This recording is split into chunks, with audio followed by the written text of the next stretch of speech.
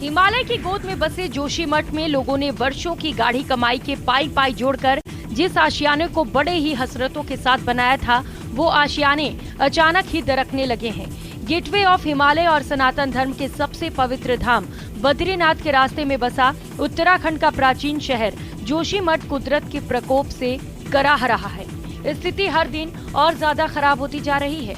अब दरारें पहले से भी ज्यादा भयावह रूप लेती जा रही हैं। जो दरारें पहले महज 2 इंच की थीं, वो बढ़कर अब 8 से 9 इंच तक पहुंच चुकी हैं। 2 होटलों में मलारी और माउंटेन व्यू के गिरने की भी आशंका जताई जा रही है। माना जा रहा है कि अगले हफ्ते तक दोनों होटल गिर जाएंगे। लोगों को अति संवेदनशील जगहों से सुरक्षित जगहों पर शिफ्ट किया जा रहा है। वहीं अब स्थानीय लोगों ने भू धसाव के पीछे का कारण बताया है। उनका आरोप है कि एनटीपीसी की सुरंग में जिस तरह ब्लास्ट किए जा रहे हैं, वो भी जमीन धंसने की एक बड़ी वजह हो सकती है।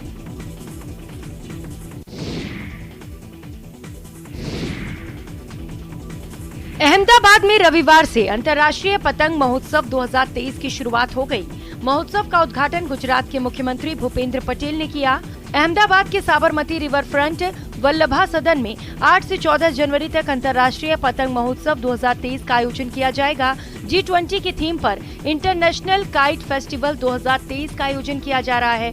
पहले दिन काइट परेड का आयोजन किया गया। इस बार G20 के देशों के पतंगबाज भी बड़ी संख्या में मौजूद रहे। परेड का आयोजन अंतर्राष्ट्रीय और राष्ट्रीय पतंग उड़ाने वालों द्वारा किया गया था। कोरोना वैश्विक महामारी के चलते पिछले 2 साल से अंतर्राष्ट्रीय पतंग महोत्सव का आयोजन नहीं किया जा रहा था।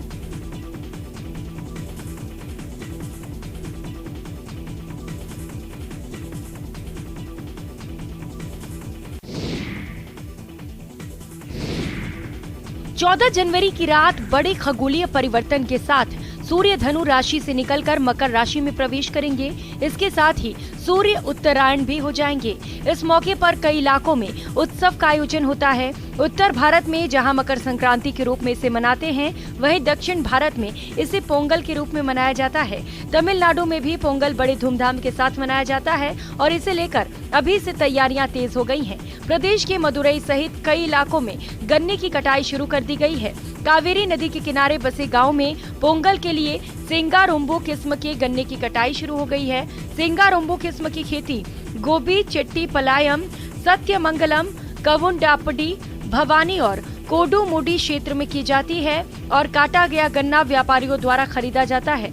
ये गन्ना पोंगल के लिए स्थानीय बाजारों और आसपास के राज्यों में बेचा जाता है। इस इलाके में पानी की उपलब्धता के कारण इस साल गन्ना उत्पादन अच्छा हुआ है। राज्य सरकार ने गन्ने की खरीद के लिए 78 करोड़ 36 लाख रुपए भी आवंटित किए हैं और खरीद मूल्य 33 रुपए प्रति पीस तय किया गया है।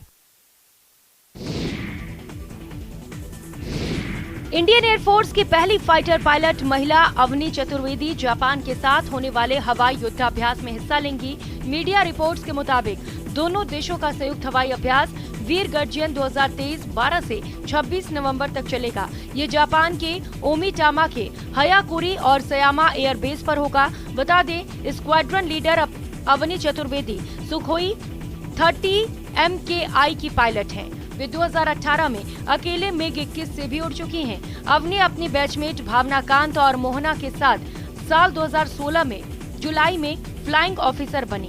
भारत और जापान के बीच पिछले यानी 2022 सितंबर में सहमति बनी थी कि दोनों देश द्विपक्षीय समन्वय के साथ सैन्य अभ्यास फाइटर जेट ड्रिल करेंगे। ये सहमति दोनों देशों के रक्षा मंत्रालयों की मीटिंग में बनी थी। वीर गार्जियन दोनों देशों को मजबूत करने और रक्षा सुधार को और बेहतर करने के लिए किया जा रहा है।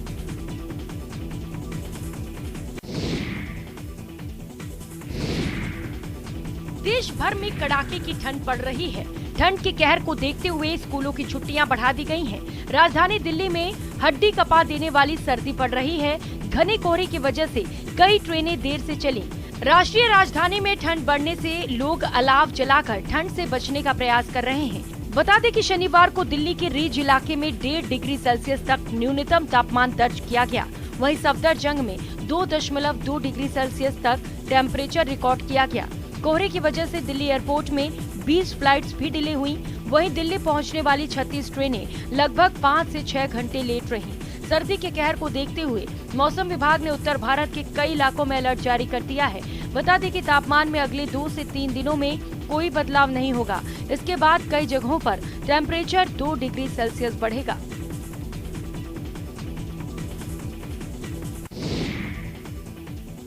राजस्थान में कड़ाके की सर्दी का दौर जारी है। सर्दी रोज नए रिकॉर्ड बना रही है। चूरू जिले में एक बार फिर माइनस तापमान ने लोगों की कपकपी छुड़ा दी है। रविवार को यहां मौसम विभाग ने -0.5 डिग्री तापमान दर्ज किया। माइनस में तापमान की वजह से यहां फसलों पर ओस की बूंदें बर्फ के रूप में देखी जा सकती हैं। पक्षियों के लिए परिंदे में रखा पानी जम गया है और कार की छतों और शीशों पर बर्फ जम गई है। मौसम विभाग ने यहां शीतलहर का येलो अलर्ट जारी किया है। हालांकि आने वाले दिनों में पश्चिमी विक्षोभ सक्रिय होने से सर्दी से मामूली राहत मिलने की संभावना भी जताई है।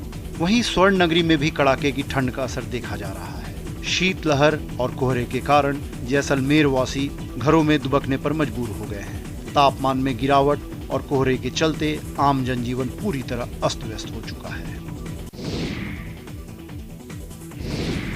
भरतपुर में लगातार सर्दी का प्रकोप बढ़ता जा रहा है। रविवार को भी जिले भर में घना कोहरा छाया रहा, जिसके चलते आम जनजीवन प्रभावित नजर आया। घने कोहरे के कारण बस और ट्रेनों का संचालन देरी से हो रहा है और यात्रियों को परेशानी का सामना करना पड़ रहा है। घने कोहरे के साथ साथ शीतलहर चलने के कारण ठंड का प्रभाव अधिक देखने को मिल रहा है। सीकर में भी तापमान लगातार माइनस में चल रहा है और पिछले 5 दिनों से पारा जमाव बिंदु से ऊपर नहीं आ पाया है। रविवार सुबह का तापमान भी -0.5 डिग्री दर्ज किया गया।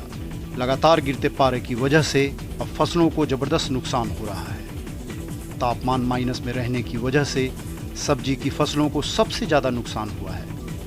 इसके साथ साथ सरसों की फसल भी चौपट हुई है। हालांकि गेहूं और जौ को भी अभी ज़्यादा नुकसान नहीं हुआ है। दौसा के मेधावी छात्रों के उत्साहवर्धन के लिए मंत्री मुरारी लाल मीणा की अभिनव पहल जारी है। इस पहल के तहत इस साल भी दौसा के 20 छात्रों को सपनों की उड़ान मिलेगी। ये सभी छात्र 20 जनवरी को हवाई जहाज से उदयपुर पहुंचेंगे और झीलों की नगरी की सैर करेंगे। दौसा से विधायक और प्रदेश सरकार में कृषि विपणन राज्य मंत्री मुरारी लाल मीणा ने 2018 में दौसा का विधायक बनने के बाद घोषणा की थी कि उनके विधानसभा क्षेत्र में शैक्षणिक माहौल बनाने के लिए टॉपर विद्यार्थियों को हवाई यात्रा निजी खर्चे पर कराएंगे। वहीं जिन स्कूलों का परिणाम 100% रहेगा, उन स्कूलों में विकास के लिए अतिरिक्त राशि विधायक कोटे से दी जाएगी। साथ ही अच्छा परिणाम देने वाले शिक्षकों का भी सम्मान होगा। इस बार 20 जनवरी को दौसा विधानसभा क्षेत्र के 14 छात्र और मंत्री मुरारी लाल मीणा के गांव अलियापाड़ा के 6 छात्र हवाई यात्रा करेंगे। 20 जनवरी को 20 छात्र अपने अभिभावकों के साथ जयपुर हवाई अड्डे से हवाई जहाज में बैठेंगे और उसके बाद उदयपुर पहुंचेंगे, जहां झीलों की नगरी उदयपुर का भ्रमण करेंगे।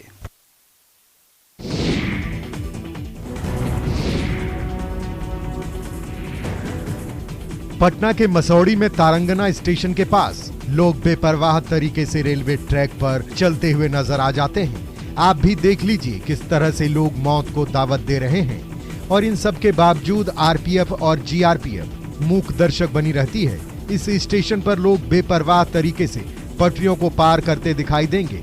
रेलवे पटरी के ऊपर कुछ लोग बैठे रहते हैं तो कुछ लोग इस पर चहलकदमी करते नजर आते हैं, जबकि यहाँ कई बार रेल दुर्घटना हो चुकी है और लोग इसका शिकार भी हो चुके हैं, लेकिन लोग हैं कि मानने को तैयार नहीं हैं। वहीं आरपीएफ भी इस पर आंखें मूंदे हुए है, जबकि लोगों की सुरक्षा की जिम्मेदारी आरपीएफ और रेलवे प्रशासन की होती है और भगवान भरोसे यह जिंदगी और मौत का दौर जारी है। लेकिन लोगों की लापरवाही को देखकर रेलवे प्रशासन पर सवाल उठना लाजमी है और वहीं लोग भी अपनी जान जोखिम में डालने से बाज नहीं आ रहे हैं।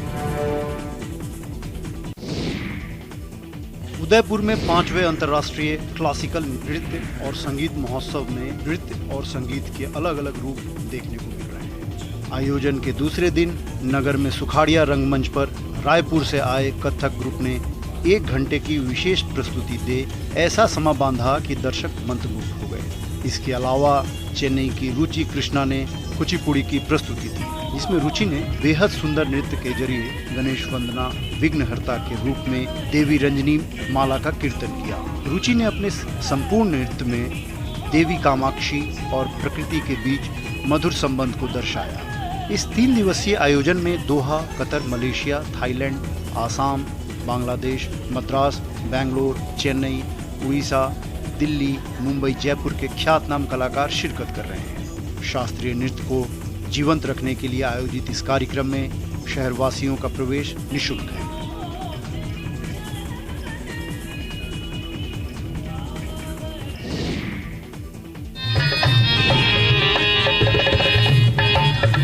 बांसवाड़ा में इन दिनों आदिवासी लोक संस्कृति के समृद्ध विरासत के रंग बिखेर रहे हैं। जी हाँ, मौका है माही महोत्सव का। इस महोत्सव के तहत शनिवार को कुशलबाग मैदान में सांस्कृतिक संध्या का आयोजन हुआ, जिसमें प्रदेश के विभिन्न हिस्सों से आए कलाकारों ने ऐसी प्रस्तुति दी जो पहले बांसवाड़ा में कभी नहीं देखी गई। और उन्हीं गिलासों पर कार्यक्रम को देखने के लिए देर रात तक कलेक्टर सहित तमाम अधिकारी और जनप्रतिनिधि मौजूद रहे। इस दौरान एक कलाकार ने जब सिर पर एक के बाद एक कई कांच के गिलास रखे और उसके बाद पानी से भरे मटके रखकर प्रदर्शन किया तो लोगों ने दांतों तले उंगली दबा ली। यही नहीं, सहरिया जाति के लोगों ने परंपरागत आदिवासी नृत्य किया तो तमाम लोग झूमने लगे।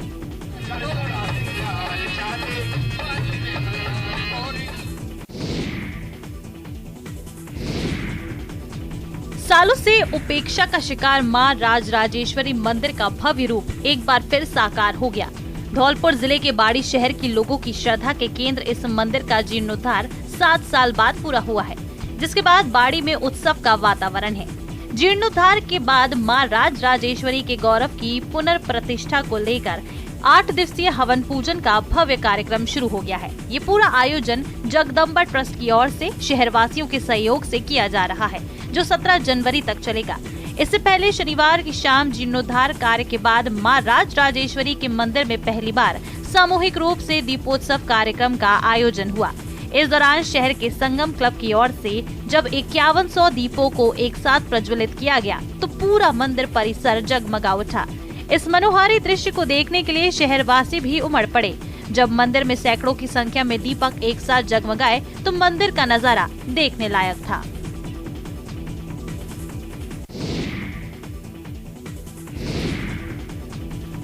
झालावाड़ जिले के झालरापाटन में भगवान द्वारिकाधीश की 57वीं परिक्रमा यात्रा में रविवार को श्रद्धालुओं का सैलाब उमड़ पड़ा। इस 3.5 कोशीय परिक्रमा यात्रा में कड़ाके की ठंड के बावजूद राजस्थान के हाड़ौती अंचल सहित मध्य प्रदेश के मालवा क्षेत्र से भी हजारों श्रद्धालुओं ने भाग लिया। जगह जगह पुष्प वर्षा के बीच ढोल की थाप पर नाचते गाते महिला पुरुषों ने द्वारकाधीश के जयकारों के साथ बिना थके दूध की धार के साथ ये 3.5 कोसीय यात्रा पूरी की। मंगल आरती के बाद जैसे ही यात्रा शुरू हुई, श्रद्धालु भगवान द्वारकाधीश के जयकारे लगाते हुए ढोल की थाप पर झूमते नजर आए। समूचे परिक्रमा मार्ग पर श्रद्धालुओं का रैला नजर आ रहा था। श्रद्धालुओं की भीड़ पूरे मार्ग में इस कदर थी कि पुलिस को परिक्रमा मार्ग से गुजरने वाले वाहनों को कई घंटों तक रोकना पड़ा। भगवान द्वारिकाधीश की इस परिक्रमा यात्रा में श्रद्धालुओं को रास्ते में कोई असुविधा न हो, इसके लिए जगह जगह पानी, भोजन और अल्पाहार की व्यवस्था की गई थी। दोपहर में परिक्रमा भगवान के मंदिर पहुंची, जहां आरती के साथ उसका समापन हुआ।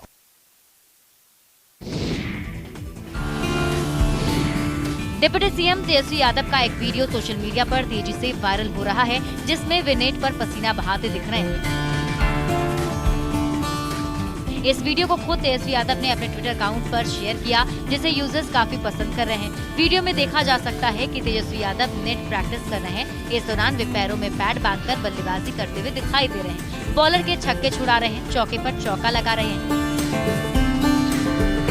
दरअसल क्रिकेट के मैदान से सियासत के सिंहासन तक का सफर करने वाले बिहार के डिप्टी सीएम तेजस्वी यादव का क्रिकेट के प्रति मोह अभी भी कम नहीं हुआ है। यही वजह है कि जब भी मौका मिलता है तो वो गाहें बगाहें क्रिकेट का बल्ला थाम ही लेते हैं और चौका छक्का लगाना शुरू कर देते हैं। इससे पहले भी कई बार तेजस्वी यादव ने क्रिकेट खेलते हुए वीडियो शेयर किया था, जिसे लोगों ने काफी पसंद किया था। यूँ कह सकते हैं कि डिप्टी सीएम तेजस्वी यादव सियासत के मैदान और खेल के मैदान में चौके छक्के लगाते हैं, जिसे देखकर विरोधियों के होश उड़ जाते हैं।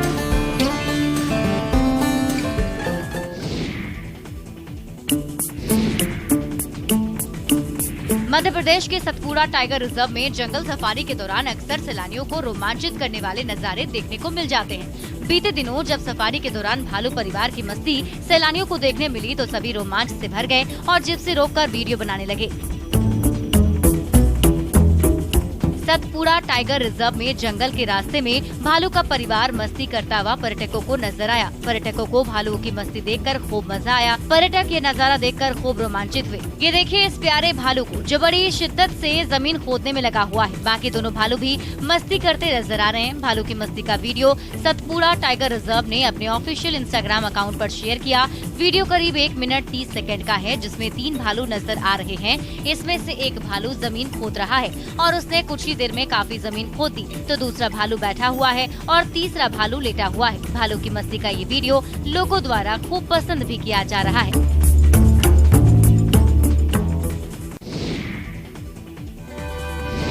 हजारीबाग में किसान स्ट्रॉबेरी की खेती से आत्मनिर्भर हो रहे हैं। जिला मुख्यालय से 15 किलोमीटर दूर स्थित कटक मदाक प्रखंड में बसा अडरा गांव के किसानों के खेती की चर्चा दूर दूर तक हो रही है। ये किसान परंपरागत खेती छोड़कर कुछ अलग कर रहे हैं, जिससे इनको रोज मुनाफे हो रहे हैं। किसानों ने करीब 7 से 8 एकड़ में अपनी फसल लगाई है। गांव के किसान बताते हैं कि उनके खेतों की मिट्टी स्ट्रॉबेरी के फसल के लिए प्रतिकूल है, लेकिन उनकी सच्ची मेहनत और लगन के वजह से मिट्टी भी अनुकूल हो गई।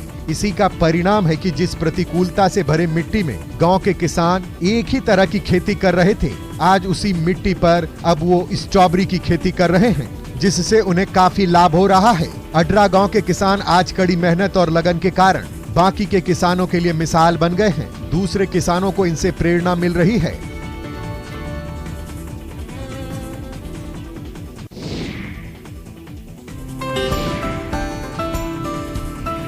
लोहरदगा के बाजार में तिलकुट की सौंधी खुशबू ग्राहकों को लुभा रही है।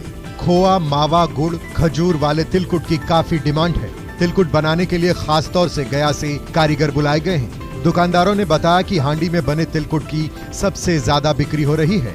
दरअसल मकर संक्रांति के मौके पर तिलकुट का काफी महत्व होता है। यही वजह है कि इन दिनों शहर के हर चौक चौराहे पर दुकानों में तिलकुट सजे हुए नजर आ रहे हैं। इस साल तिलकुट की कीमत पिछले साल के मुकाबले काफी बढ़ गई है। इस साल तिलकुट बाजार में 250 रुपए से लेकर 600 रुपए किलो तक बिक रहे हैं। लोग अपने बजट के हिसाब से इसकी खरीदारी में लगे हैं। तिलकुट बाजार में कई वैरायटी में उपलब्ध है, जो लोगों को काफी पसंद आ रहा है। वहीं तिलकुट खाने के वैज्ञानिक व आयुर्वेदिक फायदे हैं। तिलकुट में तिल की मात्रा होती है। तिल की तासीर गर्म होती है। ठंड में तिल खाने से लोगों को मौसम का असर कम होता है। आयुर्वेदिक दवाओं में भी तिल का इस्तेमाल होता है।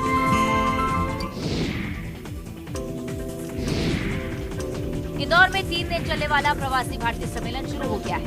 पहले दिन युवा प्रवासी भारतीय के सेशन को संबोधित करते हुए केंद्रीय मंत्री अनुराग ठाकुर ने कहा कि आप इंदौर आए हैं तो एक बार समय निकालकर सराफा बाजार जरूर जाएं। एक बार जाएंगे तो बार बार जाने का मन करेंगे।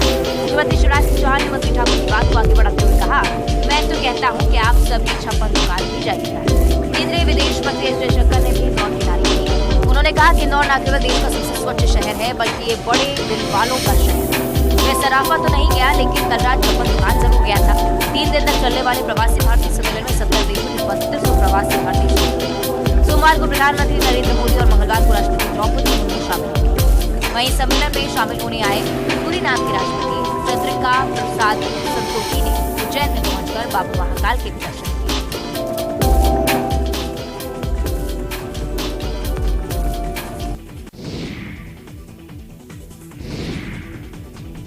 मुंबई के मरीन ड्राइव पर त्रिसेवा दिग्गज परेड का आयोजन किया गया। महाराष्ट्र के राज्यपाल भगत सिंह कोश्यारी ने तीनों सेनाओं के पूर्व सैनिक दिवस परेड को हरी झंडी दिखाई। परेड में आर्मी बैंड, एनसीसी और एनसीसी कैडेट भी शामिल थे और इसका उद्देश्य देश की सेवा में पूर्व सैनिकों के शानदार योगदान के बारे में नागरिकों में जागरूकता पैदा करना था।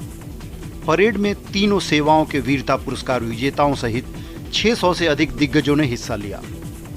तीनों सेनाओं के पूर्व सैनिकों के योगदान का सम्मान करने के लिए हर साल 14 जनवरी को त्रिसेवा दिग्गज दिवस मनाया जाता है। साथ ही इस दिन को याद भी किया जाता है जब 1953 में स्वतंत्रता के बाद भारतीय सेना के पहले commander in chief field marshal KM. Cariappa राष्ट्र की गौरवपूर्ण सेवा के बाद सेवानिवृत्ति प्राप्त किए थे।